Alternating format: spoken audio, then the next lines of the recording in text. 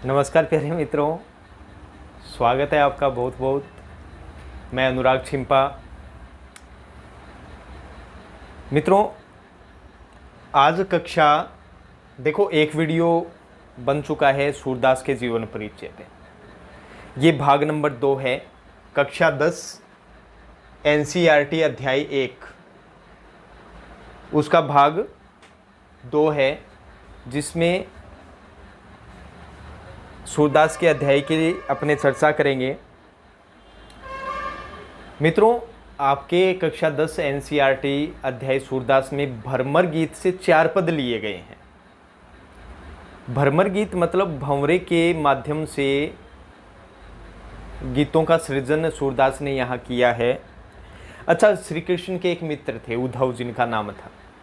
अब देखो, उद्धव गोपियों के पास योग का संदेश लेकर आए थे, और योग का संदेश इसलिए ताकि वो श्री कृष्ण को, गोपियां हैं वो भूल जाएं। अब देखो, मेहमान आया हुआ है उद्धव, अब मेहमान का अपमान तो नहीं कर सकते। तो पास से एक भंवरा जा रहा था, तो बात तो भंवरे को प्रतीक बनाकर बात तो भंवरे को कही जा रही थी, लेकिन बात कही किसे जा रही थी? उद्धव को। तो भंवरे के प्रतीक रूप में जो बातें कही गई उद्धव को, वही भ्रमर गीत कहलाया। उसी भ्रमर गीत से 4 पद यहाँ लिए गए हैं। रचनाएं आपको सूरदास अध्याय में बताती थी। तो 3 रचनाएं हैं सूरसागर।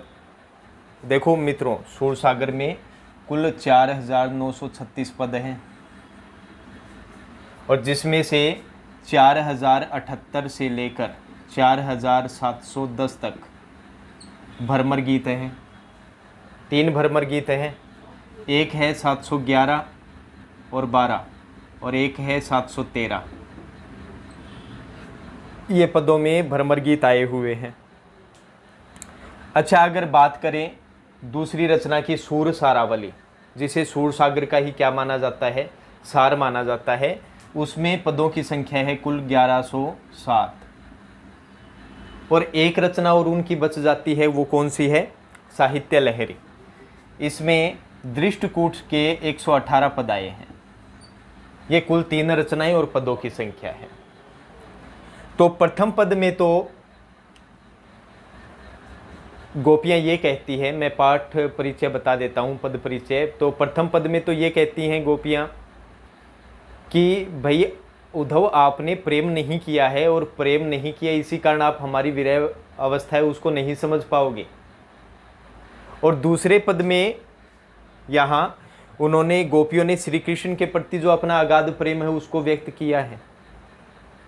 और तीसरे पद में जो अपने अध्ययन करेंगे, उसमें जो उद्धव का योग संदेश है जो देने के लिए आए हैं, वो कड़वी ककड़ी के समान उन्होंने बताया। और चौथा जो पद है, उसमें उद्धव को एक राजनीतिज्ञ, कूटनीतिज्ञ बताया है। तो इसी के साथ शुरुआत करते हैं प्रथम पद की, सूरदास की। उद्धव उद्धव तुम हो अति बड़ भागी, अपरस रहत स्नेह तगाते, नाहिन मन अनुरागी। पुरैनी पात रहत जल भीतर, तारस देह न दागी। जो जल माह तेल की गागरी, बूंद न ताको लागी। प्रीति नदी में पाँव न बोर्यो, दृष्टि न रूप परागी। सूरदास हमला अबला हम भोरी, गुर चांटी जो पागी। यहां तक देख लेते हैं मित्रों। अच्छा, पहले अर्थ देख लेते हैं उद्धव का मतलब उद्धव। अरे ये तो प्रेम की बात है उद्धव, बंदगी तेरे बस की नहीं रे। ये चीज ठीक है। तो उद्धव का मतलब उद्धव हो जाएगा। अति का मतलब अत्यधिक। बड़ भागी का मतलब होता है भाग्यशाली। अरे उद्धव, तुम तो बड़े भाग्यशाली हो। अपरस रहत, अपरस का मतलब जिसे छुआ न गया हो, जिसे स्पर्श न किया गया हो। रहत मतलब रहे हो। स्नेह तगा, प्रेम रूपी, तगा का मतलब होता है धागा, और स्नेह का मतलब होता है प्रेम। तो यहां रूपक अलंकार हो जाएगा, प्रेम रूपी धागा। रूपक अलंकार कैसे होगा? क्योंकि प्रेम को यहां धागे का रूप दिया गया है। ठीक है। नाहिन मन अनुरागी, नाहिन नहीं है, मन मतलब हृदय में, अनुरागी का मतलब प्रेम, अनुरागी का मतलब क्या हो जाएगा? प्रेम। पुरैनी पात रहत जल भीतर, पुरैनी का मतलब होता है कमलिनी। कौन सी लीनी? कमलिनी, कमल की पत्नी।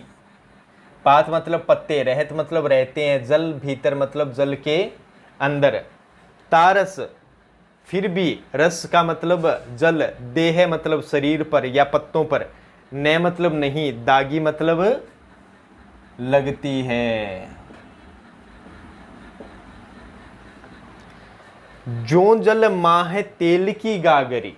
अच्छा, ये याद रख लेना, इस पंक्ति में आया है कौन सा अलंकार? दृष्टांत अलंकार।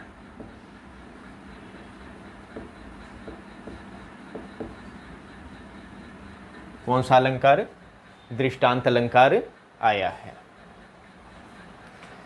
जो जल माह तेल की गागरी, जो मतलब जैसे, अब जैसे आ गया तो उदाहरण अलंकार। अपने उदाहरण देते हैं ना कि वहां इतने आदमी जा रहे थे, वहां ऐसे आदमी खड़े ऐसे लग रहे थे जैसे गादड़ खड़े हों। तो जो जैसे हो जाएगा, जल माह, जल के भीतर, माह का मतलब में या भीतर, तेल की गागरी, तेल लगी हुई, गागरी मतलब मटकी या कलसी जिसे बोलते हैं। बूंद ने ताको लागी, बूंद मतलब जल की बूंद, न मतलब नहीं, ताको मतलब उसको, लागी मतलब लगती है। प्रीति नदी, अब देखो प्रेम रूपी नदी, कौन सी नदी है ये? प्रेम रूपी नदी। फिर से कौन सा अलंकार आया है? रूपक अलंकार आया है इसमें। कौन सा अलंकार? रूपक अलंकार। प्रेम रूपी नदी में पाऊं मतलब पांव, न मतलब नहीं, बोरियो मतलब डुबाया। दृष्टि न रूप परागी, दृष्टि मतलब आपकी जो दृष्टि है, न मतलब नहीं, रूप का मतलब किसी का रूप, सौंदर्य। परागी मतलब होता है मुग्ध हुई, परागी मतलब मुग्ध हुई। सूरदास अबला हम भोरी, अब सूरदास गोपियों के माध्यम से कह रहे हैं कि हम क्या हैं। अब गोपियां क्या कह रही है? हम तो अबला हैं।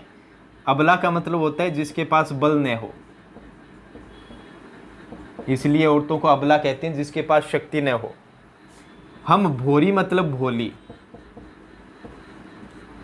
गुड़ का मतलब होता है गुड़, चांटी का मतलब क्या होता है? चींटी, कीड़ी जिसे बोलते हैं। ज्यो मतलब जैसे, पागी मतलब चिपकी। ये इनके अर्थ हो गए। अलंकार साथ साथ में मैंने आपको बता दिए हैं। अब आगे देख लेते हैं। देखो यहां पुरैनी पात, पै वर्ण की आवृत्ति से कौन सा अलंकार है? अनुप्रास अलंकार आया है। देह ने दागी में दै वर्ण की आवृत्ति से अनुप्रास अलंकार आया है। जहां पर वर्णों की आवृत्ति हो वहां अनुप्रास अलंकार होता है। तो मतलब यहां अलंकारों की बाढ़ अपने ले आए हैं।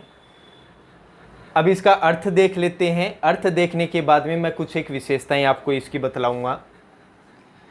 अब गोपियां, देखो उद्धव है, वो गोपियों के पास श्री कृष्ण का योग संदेश लेकर आए हैं, और गोपियां उद्धव से कहती है कि अरे उद्धव, तुम तो क्या हो? अत्यधिक भाग्यशाली हो। अरे उद्धव, तुम तो क्या हो? अत्यधिक भाग्यशाली हो। क्यों? क्योंकि तुम अभी तक प्रेम रूपी जो धागा है उससे अप्रस, मतलब अभी उसका आपने स्पर्श नहीं किया है। अभी तक आपने प्रेम का जो धागा है उसको छुआ तक नहीं है, तो आप बहुत भाग्यशाली हो। और प्रेम का जो धागा आपने छुआ नहीं, और ना ही मन अनुरागी, ना ही आपके हृदय में प्रेम का वास है, क्योंकि आप तो योग सिखाने वाले हो और आपने कभी तो प्रेम का स्पर्श किया नहीं और ना आपके हृदय में हमें कोई भी प्रेम दिखाई देता है। पुरैनी पात रहत जल भीतर, तारस देह न दागी। देखो उद्धव कि जिस प्रकार पुरैनी मतलब कमलिनी होती है, वो जल के भीतर रहती है, उसके पत्ते हैं वो जल के भीतर रहते हैं, उसमें डूबे हुए रहते हैं। तारस देह न दागी, फिर भी जो जल है उसके शरीर पे बिल्कुल भी लगता नहीं है, वो अपने शरीर पे जल की एक बूंद तक लगने नहीं देती है। आपने देखा होगा जैसे ये इंदिरा गांधी नहर है, इसमें वो हरे हरे तैरते रहते हैं ना, जिसे अपने काई बोलते हैं या जो भी बोलते हैं। अब वो जल के भीतर रहते हैं, अब जल के भीतर रहने पे भी उनके देखो जल नहीं लगता है, ये बड़ी बात है। उसी प्रकार उद्धव को भी ये कह रहे हैं कि आप तो पुरैनी पत्ते हो, आप तो कमलिनी के पत्ते हो। जिस प्रकार पुरैनी के जल नहीं लगता है जल के भीतर रहने पे, उसी प्रकार आपके भी प्रेम नहीं लगता है इस संसार में लगने रहने पर भी। ज्यों जल माँ है तेल की गागरी, जैसे तेल लगी हुई मटकी जल के भीतर अपने रख देते हैं तो उसके ऊपर जल की एक बूंद तक नहीं लगती है, उसी प्रकार आप हो। अब अच्छा नेक्स्ट आ जाते हैं, प्रीति नदी में पाँव न बोर्यो, कि अरे उद्धव आपने प्रेम रूपी नदी में स्नान तो क्या, आप तो प्रेम रूपी नदी में स्नान तो क्या, आपने तो उसमें पैर तक डुबोकर नहीं देखा, और ना ही आपकी जो दृष्टि है, नज़र है, वो किसी के रूप पर क्या हुई है, मुग्ध हुई है। आप किसी के रूप पे मुग्ध नहीं हो पाए हो अभी तक, आप किसी की तरफ आकर्षित नहीं हो पाए हो अभी तक। फिर आगे गोपियाँ, सूरदास गोपियों के माध्यम से कह रहे हैं, अरे उद्धव हम तो क्या हैं, अबला हैं, भोली हैं। जिस प्रकार चींटी गुड़ से चिपक जाती है, उसी के समान हम भी श्री कृष्ण के प्रेम से पूरी तरीके से चिपके हुए हैं, हम उनके प्रेम में बिल्कुल डूबे हुए हैं। तो यहाँ देखो जिस प्रकार चींटी गुड़ के चिपक जाती है उसी के समान, तो इस चीज़ की तुलना किसके साथ की गई है, गोपियों के साथ। तो यहाँ कौन सा अलंकार हो जाएगा, उपमा अलंकार। समझ में आया होगा साथियों भली प्रकार से। अब इसकी विशेषता क्या क्या है वो मैं आपको बता देता हूं। पहली विशेषता तो ये है कि इसमें माधुर्य गुण आया है, माधुर्य गुण, ये विशेषता है इसकी, लिखनी हो आपको। दूसरी वियोग श्रृंगार रस, वियोग श्रृंगार रस ये आया है। देखो साथियों विशेष के 1-1.5 नंबर रहते हैं। अब जब सबसे पहले आप क्या लिखते हो, संकेत, फिर प्रसंग लिखते हो, फिर व्याख्या लिखते हो, व्याख्या के बाद में आप विशेष लिखते हो। तो विशेष के अंदर आपको रटना नहीं है, इसमें माधुर्य गुण आया है, प्रेम से सारी बात कही जा रही है। वियोग श्रृंगार रस आया है क्योंकि गोपियाँ श्री कृष्ण के प्रेम में वियोगिन हो गई है। और इसके अलावा इसमें ब्रज भाषा का प्रयोग हुआ है। कौन सी भाषा का, ब्रज भाषा का प्रयोग हुआ है, ब्रज भाषा का प्रयोग। ये चीज़ हो गई, विशेष हो गए, अलंकार हो गए, अर्थ आपको भली प्रकार से समझा दिया है। अब चलते हैं दूसरे पे, मन की मन ही मांझ रही। देखो मन की मन ही, मांझ का मतलब होता है में, या कह सकते हो भीतर।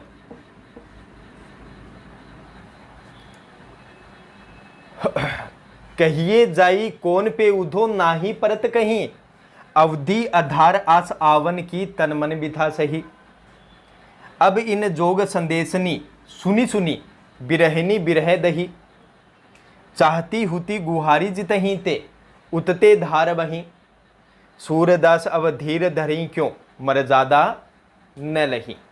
यहाँ तक देखते हैं, पहले इसका अर्थ जान लेते हैं। कहिए जाई कौन पे उठो, मांझ का मतलब में या भीतर, कहिए मतलब कहा, जाई मतलब जाए, जाकर, कौन पे, कौन पे मतलब किस से, फोन पे मत कर देना। उधो का मतलब उद्धव, नाही मतलब नहीं, अवधि का मतलब समय, आधार का मतलब आधार या सहारा, आधार या सहारा, आश मतलब आशा, आवन मतलब आने की, तन मन, तन और मन हो जाएगा, बिथा का मतलब होता है व्यथा या पीड़ा, सही मतलब सहन की। अब इन जोग संदेशनी, जोग का मतलब योग, संदेशनी मतलब संदेशों को, सुनी सुनी, सुन सुनकर। अब सुनी सुनी दो बार आया है, अर्थ भी एक ही है, तो कौन सा अलंकार हो जाएगा इसमें? पुनरुक्ति प्रकाश अलंकार, पुनरुक्ति प्रकाश अलंकार। बिरहनी बिरह दही, दही का मतलब होता है जली, वो नहीं है दही जमाने वाला, बिरह का मतलब हो जाएगा विरह, और बिरहनी का मतलब होता है वियोगिनी, वियोगिनी, और इसका आप वियोग भी कह सकते हो।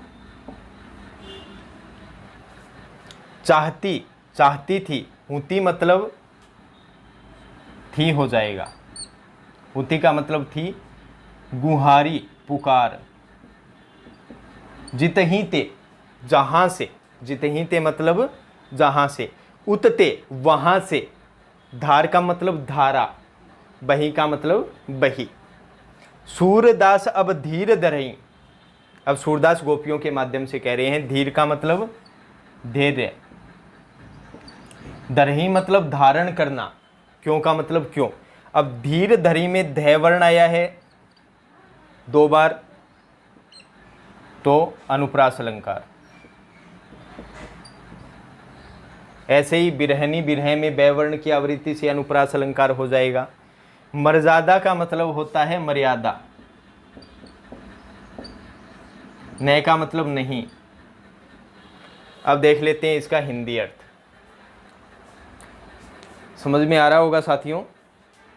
अच्छा, अब गोपियां उद्धव से कह रही है कि देखो उद्धव, हमारी जो प्रेम के जो मनोरथ थे, जो हम श्री कृष्ण से प्रेम करते थे, और हमारे प्रेम के जो मनोरथ थे, हम प्रेम के अंदर श्री कृष्ण के लिए बहुत कुछ करना चाहती थी, लेकिन वो तो अब मन की मन में ही भीतर ही रही। जो हम प्रेम के मनोरथ थे श्री कृष्ण के प्रति, अब वो हमारे मन के भीतर ही रह गए, क्योंकि श्री कृष्ण तो कहाँ चले गए? मथुरा चले गए। अब हमारी जो इच्छाएं थी वो मन की मन में ही रह गई। अब ना तो क्या है हम श्री कृष्ण से प्रेम का आनंद ले पाए, और ना ही उनको कहीं व्यक्त कर पाए। अब कहिए जाई कौन पे उद्धव, अरे उद्धव तुम ही बताओ, अब ये जो हमारा जो प्रेम है वो हम किससे जाई मतलब जाकर, कहिए मतलब कहें।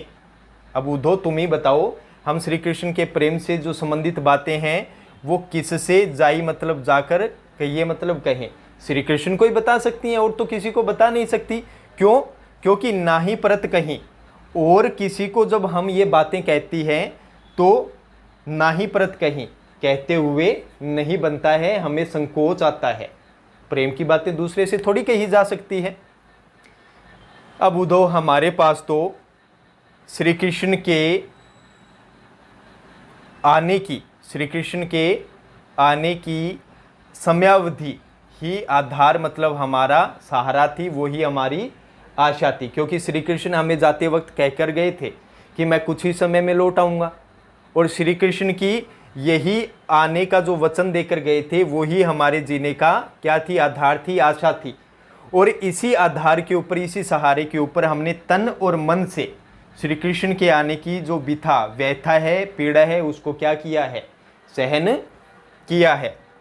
अब इन जोग संदेशनी, अब उद्धव, अब आपकी ये जो योग के संदेश हैं ये सुन सुनकर हम जो विरहिणी मतलब जो हम वियोगिनी हैं, वो वियोग के अंदर और अधिक जली जा रही हैं। ऊपर से तो श्री कृष्ण गए हुए हैं, ऊपर से तुम ये योग की बातें हमें बता रहे हो, और ये सुन सुनकर हम तो पागल हो गए हैं, सब पागल हो गए हैं। अब इसके अंदर हम जो वियोगिनी हैं वो और वियोग को क्या कर रही हैं? वियोग के अंदर जल रही हैं। चाहती हुती गुहारी जितही ते, अरे हम तो श्री कृष्ण को क्या करती थी, पुकारती थी, किसके लिए, रक्षा के लिए। और हमें तो वहीं से आशा थी कि श्री कृष्ण हमारी क्या करेंगे, रक्षा करेंगे। चाहती होती गुहारी जीते ही थे। जहाँ से हमें रक्षा की आशा थी कि श्री कृष्ण हमें हमारी रक्षा करेंगे, वहीं हम पुकार लगाती थी। और आज उतते वहीं से योग की धारा बही चली जा रही है। मतलब ये कि श्री कृष्ण आने के लिए कह के गए थे, ठीक है, और वही हमारी रक्षा कर सकते थे। लेकिन आज वही श्री कृष्ण ने आपको भेज दिया यहाँ पर, और योग के संदेश आप बता रहे हो। जहाँ से हमें रक्षा की आशा थी वहीं से ये योग की धारा बहने लगी। अब आप ही बताओ हम क्या करें। सूरदास अब धीर धरई क्यों। अब सूरदास गोपियों के माध्यम से कह रहे हैं कि अरे उद्धव, अब तुम ही बताओ हमें धैर्य धारण क्यों करना चाहिए, क्यों करना चाहिए, तुम ही बता दो। मर्यादा ने लही, जबकि श्री कृष्ण ने वचन दिया था कि मैं आऊंगा, लेकिन उन्होंने अपने ही वचन को क्या कर दिया, तोड़ दिया। अर्थात अपनी ही मर्यादा को उन्होंने लही मतलब लांग दिया। लही मतलब क्या कर दिया, लांग दिया, मतलब अपना ही वचन उन्होंने तोड़ दिया। तो हम भी धीरज क्यों धारण करें, तुम बताओ। तो यहां तक आपको समझ में आया होगा भली प्रकार से। विशेष वही 3 चीजें कर लेना, ब्रज भाषा का प्रयोग, दूसरा माधुर्य रस, माधुर्य गुण, और तीसरा वियोग श्रृंगार रस, वियोग श्रृंगार रस। ये हो गए आपके 2 पद। चलते हैं साथियों नेक्स्ट।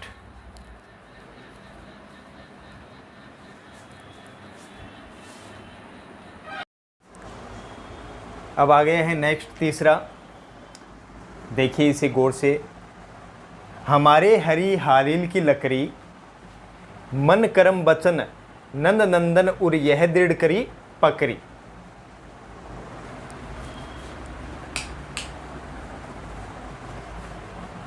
जागत सोवत सोपन दिवस निसी, काने काने जकरी, सुनत जोग लागत ऐसो ज्यों करवई ककरी।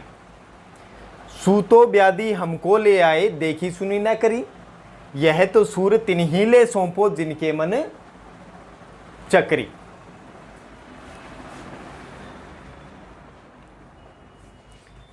तो देख लेते हैं बड़ी भली प्रकार से। हमारे हरि, हमारे जो हरि मतलब यहाँ श्री कृष्ण के लिए आया है। हारिल की लकड़ी, देखो हारिल एक पक्षी होता है, कबूतर जाति का ही होता है, हरे रंग का होता है हारिल।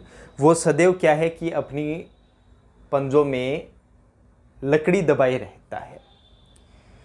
तो ये हारिल की लकड़ी हो जाएगा, ठीक है, हारिल पक्षी की लकड़ी। मन का मतलब मन से, कर्म का मतलब कर्म से, वचन का मतलब वचन से। नंद नंदन, राजा नंद का पुत्र, नंदन का मतलब होता है पुत्र, तो राजा नंद के पुत्र कौन हुए, श्री कृष्ण। उर का मतलब हृदय। यह दृढ़, दृढ़ का मतलब दृढ़ता से, पकड़ी मतलब पकड़े हुए हैं। जागत जागते हुए, सोवत सोते हुए, स्वपन का मतलब स्वपन में, दिवस निसी दिन और रात। कान्हे कान्हे जकरी, कान्हे कान्हे मतलब कन्हैया कन्हैया, और यहां क्या हो जाएगा, पुनरुक्ति प्रकाश अलंकार हो जाएगा, पुनरुक्ति प्रकाश। जकरी का मतलब जपते रहते हैं। सुनत जोग लगत ऐसो ज्यों करवी ककरी, यहां उपमा अलंकार हो जाएगा। कैसे होगा बता देता हूं। सुनत सुनकर, सुनत मतलब सुनकर, जोग मतलब योग, लागत है ऐसो ऐसा लगता है, जो जैसे करवी ककड़ी। करवी ककड़ी मतलब कड़वी हो जाएगा, ककड़ी मतलब ककड़ी। और कैवर्ण की आवृत्ति से अनुप्रास अलंकार, कैवर्ण की आवृत्ति से कौन सा अलंकार हो जाएगा, अनुप्रास अलंकार हो जाएगा। तो गोपियां क्या कह रही है कि हे उद्धव, आपका ये योग सुनकर हमें कड़वी ककड़ी के समान लगता है। सूतो व्याधि हमको ले आए। व्याधि का मतलब क्या हो जाएगा? बीमारी। हमको ले आए, हमारे लिए ले आए। देखी मतलब सुनी न करी, ना तो इसे कभी देखा है ना कभी इसे सुना है। न का मतलब नहीं, करी मतलब करके देखा है। यह तो सूर, फिर सूरदास, ये सूर का मतलब सूरदास आया है।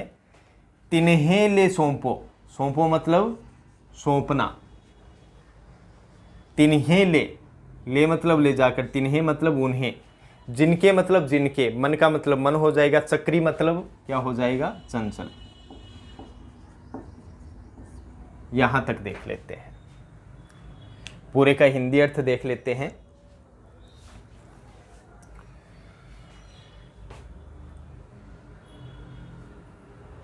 गोपियां उद्धव से कह रही है कि हमारे जो श्री कृष्ण हैं वो क्या है?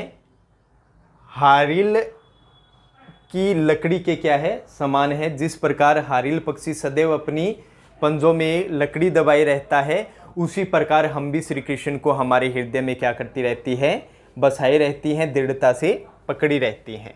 अरे हम तो अपने मन कर्म वचन से नंद के पुत्र श्री कृष्ण को अपने हृदय में क्या है? दृढ़ता से पकड़ी हुई हैं। उद्धव, हम तो जागते हुए, सोते हुए, सौपन में और दिन रात, या कह सकते हो कि अरे उद्धव, हम तो दिन रात जागते हुए, सोते हुए और सौपन में क्या करती रहती हैं? कन्हैया कन्हैया जपती रहती हैं, उनका नाम स्मरण करती रहती हैं। और उद्धव, आपका ये योग का संदेश सुनकर हमें कड़वी ककड़ी के समान क्या लगता है? कड़वा लगता है। सूतो व्याधि हमको ले आए। अरे उद्धव, ये जो व्याधि है, ये जो बीमारी है, ये हमारे लिए क्यों ले आए हो? ना तो कभी हमने इसे देखा है, ना कभी हमने इसे सुना है, और ना कभी करके देखा है, और ये पता नहीं आप योग की ये बीमारी कहाँ से लेकर आए हैं। फिर सूरदास गोपियों के माध्यम से कहते हैं, अरे उद्धव, आप तो ये योग की जो बातें हैं ये उन लोगों को सौंपिए जिनके मन क्या हो? चंचल हो। हमें योग के संदेश की आवश्यकता नहीं है। तो ये यहाँ तक हो गए। यहाँ पे आप वही विशेष के तौर पे आप क्या कर सकते हो? ब्रज भाषा का प्रयोग, ब्रज भाषा का प्रयोग कर सकते हो। ठीक है। नंबर 2, वही माधुर्य गुण।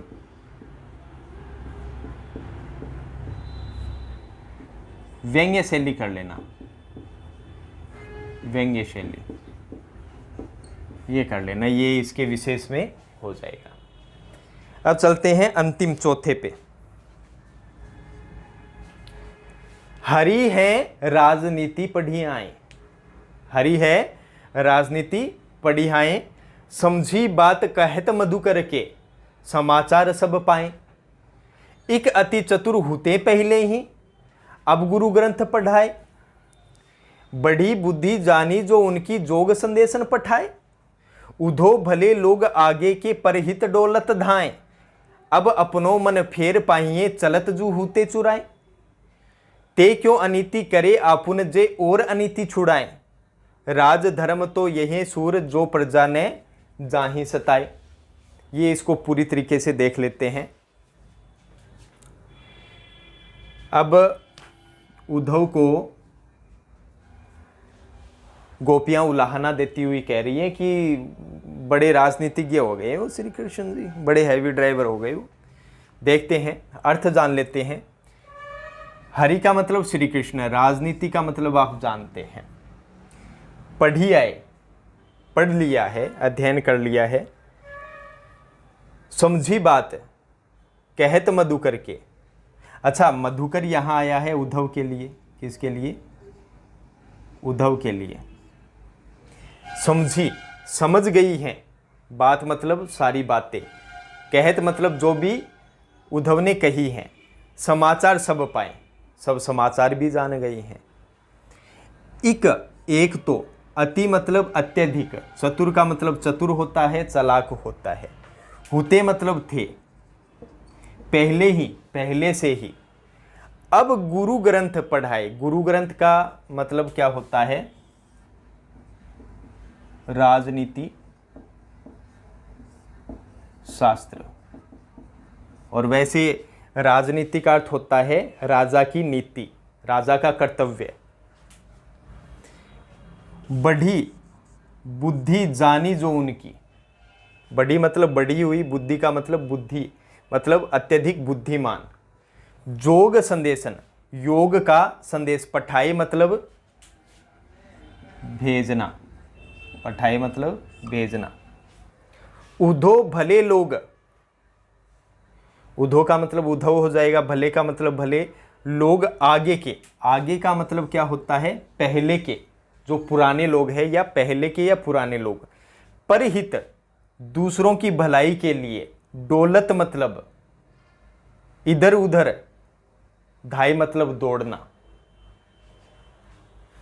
अब अपनों मन फेर पाइए। अब अपनों मतलब अपना, गोपियां अपना, मन का मतलब मन, फेर मतलब फिर से, पाइए मतलब पाना चाहती हैं। चलत मतलब चलते हुए। जू का मतलब जो, हूते चुराए, चुराया था। ते क्यों, ते का मतलब वे, क्यों का मतलब क्यों हो जाएगा। अनीति का मतलब होता है अन्याय। क्या होता है? अन्याय। करे मतलब कर रहे हैं। आपुन मतलब स्वयं। जे और अनीति छुड़ाए, जे मतलब जो, और मतलब दूसरों की, अनीति का मतलब अन्याय, छुड़ाए मतलब बचाना। राजधर्म तो यह, राजधर्म मतलब राजा का कर्तव्य या धर्म। तो यह है। सूर का मतलब सूरदास के लिए आया है। प्रजा का मतलब प्रजा हो जाएगा। नय का मतलब नहीं। जाही मतलब जाए। सताई मतलब सताना। संपूर्ण का देख लेते हैं। अब उद्धव आए हुए हैं और गोपियां उद्धव से कह रही हैं, उलाहना देते हुए व्यंग्य के तौर पे, कि उद्धव, हमें लगता है श्री कृष्ण ने, चलो ठीक है मथुरा चले गए, अच्छी बात है, लेकिन मथुरा जाके श्री कृष्ण ने क्या कर ली है? वहां राजनीति पढ़ ली है। मतलब राजा का जो कर्तव्य होता है वो उन्होंने पढ़ लिया है भली प्रकार से। और उद्धव अर्थात क्या है कि अब उन्हें राजनीति के कारण उनकी जो बुद्धि है वो अत्यधिक बलशाली हो गई है। उन्हें मतलब उनका जो स्वभाव है ना वो परिवर्तित हो गया है राजनीति के कारण।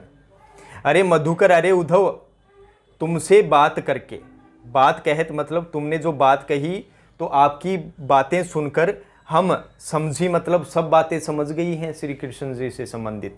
और जो सब समाचार है ना वो भी हमने प्राप्त कर लिए हैं। आपको कहने की जरूरत नहीं है, हमने तुम्हारी बातें जो सुनकर है वो सब बातें समझ गई और सब समाचार भी प्राप्त कर लिया है। टेंशन मत लो आप तो। एक अति चतुर होते ही पहले ही। अरे उद्धव, जो श्री कृष्ण थे वो एक तो पहले से ही अत्यधिक क्या थे? चतुर थे, चालाक थे। और अब तो उन्होंने गुरु ग्रंथ पढ़ाए, अब तो उन्होंने क्या कर लिया है? राजनीति शास्त्र और पढ़ लिया ऊपर से।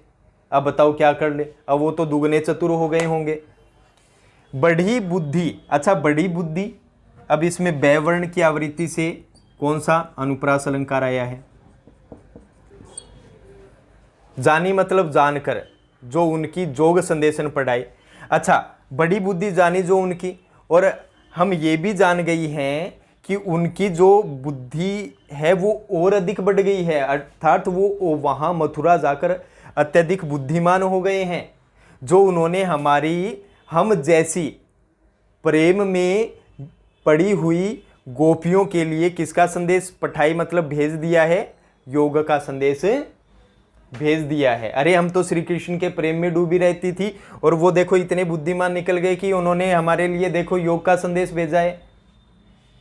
उद्धव भले लोग आगे के, उद्धव जो पुराने लोग थे, जो पहले के लोग थे वो भले होते थे।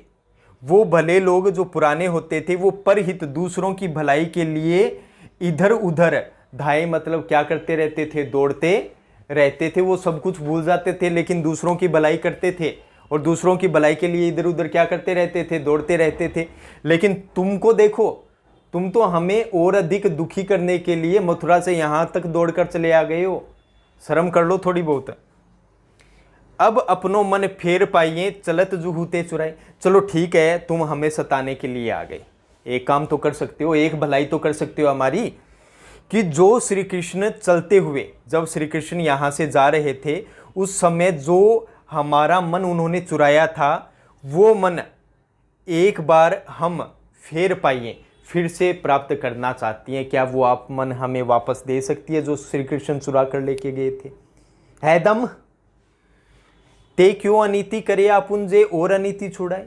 अरे हमारे उद्धव, हमें तो ये समझ में नहीं आ रहा है कि जो श्री कृष्ण और मतलब दूसरे लोगों को अनीति मतलब अन्याय से छुड़ाए मतलब बचाते थे, जो श्री कृष्ण क्या करते थे, दूसरे लोगों को भी अन्याय से छुड़ा देते थे, उनको कठिनाइयों से बचा लेते थे, कुछ भी बाधाएं नहीं आने देते थे।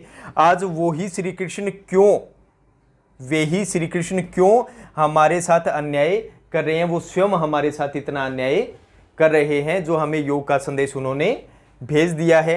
राजधर्म तो यह है सूर, अब सूरदास गोपियों के माध्यम से कह रहे हैं उद्धव से कि अरे उद्धव, राजधर्म, राजा का धर्म और राजा का कर्तव्य तो ये कहता है, क्या कहता है, कि जो प्रजा होती है न जाई सताए, उस प्रजा को कभी भी राजा के द्वारा सताया नहीं जाना चाहिए। लेकिन यहाँ श्री कृष्ण तो उल्टा कर रहे हैं, अपने राज कर्तव्य से, राजधर्म से वो विमुख हो गए हैं, बल्कि हमें तो और अधिक वो सता रहे हैं।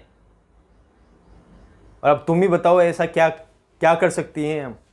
तो यहाँ तक ये आपका जो सूरदास अध्याय है वो पूर्ण होता है मित्रों। उम्मीद है अच्छे से समझ में आया होगा आपको। भली प्रकार से मैंने आपको बताया है, विशेष के तौर पे जैसे इसमें वापस मैं आपको बता देता हूँ, ब्रज भाषा का प्रयोग किया गया है।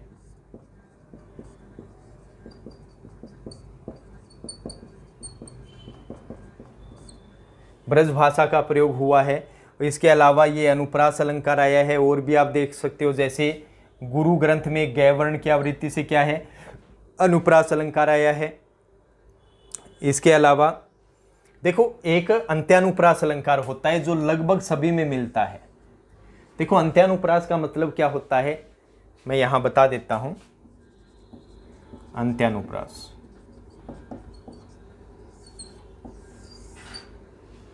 अंत्य का मतलब अंत में, अनु का मतलब बार बार, प्रास का मतलब वर्ण। जब छंद के चरण के अंत में, शब्द या वाक्य के अंत में, जब अंतिम दो स्वरों की बीच के व्यंजन सहित क्या हो, आवृत्ति हो, वहाँ पे अंत्यानुप्रास अलंकार होता है। ये अनुप्रास अलंकार का ही एक भेद होता है। उदाहरण के लिए अपने यहाँ देख लेते हैं। मैंने कहा कोई भी पंक्ति, शब्द या वाक्य है, उसके अंतिम दो स्वरों की व्यंजन सहित। अच्छा, इन सब पंक्तियों के अंतिम शब्द अपने देखते हैं। देखो यहाँ लकड़ी है, यहाँ पकड़ी है, जकरी, ककरी, करी, चकरी दिया हुआ है। अपने को अंतिम स्वर देखने हैं, अंतिम दो देखने हैं ना। कै के अंदर कौन सा स्वर है जी, ए है। इसके अंदर अंतिम कौन सा स्वर है, ई है। बीच का व्यंजन क्या बच गया, रे, क्योंकि स्वर इससे निकाल दिया। ऐसे ही पकड़ी के अंदर देखो, इसके अंदर क्या है, ए है, फिर दूसरा स्वर ई है, बीच का व्यंजन रे है। इसी प्रकार ऐसे होगा। और देखो फिर आवृत्ति क्या हो रही है, अरई अरई अरई अरई, आवृत्ति हो रही है ना। तो आवृत्ति हो रही है तो कौन सा अलंकार हो जाएगा, अंत्यानुप्रास अलंकार हो जाएगा। ब्रज भाषा का प्रयोग पद शैली हो जाएगा, यहाँ लिख देना व्यंग्य शैली। व्यंग्य शैली का प्रयोग यहाँ पे किया गया है। तो साथियों, इस तरीके से आपका जो सूरदास अध्याय है वो पूर्ण होता है, और अच्छे से आपको भली प्रकार से ये समझ में आया होगा। तो अनुराग छिंपा को विदा दीजिए। ठीक है साथियों।